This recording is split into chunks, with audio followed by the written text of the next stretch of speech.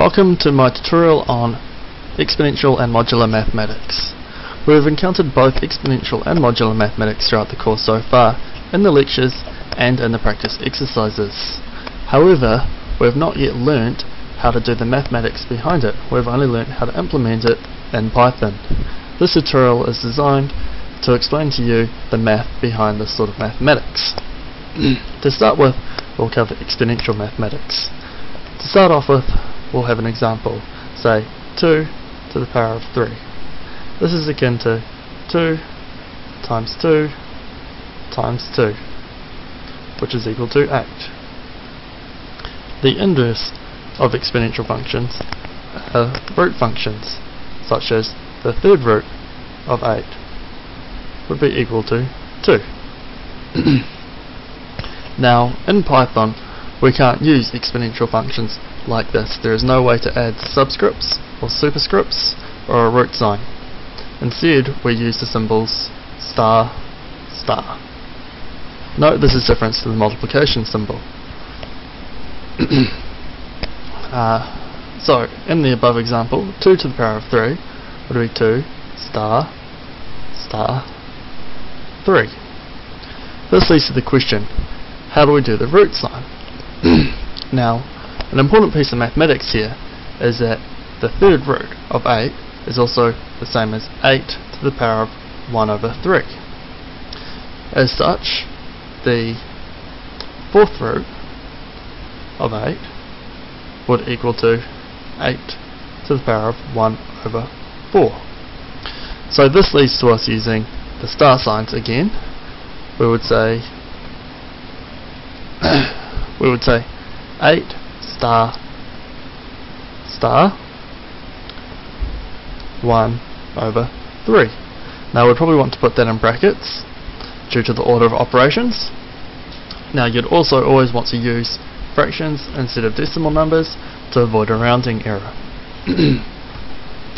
This makes exponential mathematics a lot easier. Now to cover modular mathematics. Modular mathematics is something that is actually probably quite familiar to a lot of us, using the decimal system, where everything is cut off in tens. We can sort of expand this idea to any number we want. I will use modular 5 in this example, as this is familiar to us from the rock, paper, scissors, lizard, Spock example or project we're working on.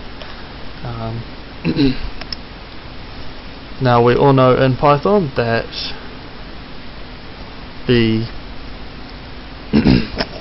modular sign is this percent sign.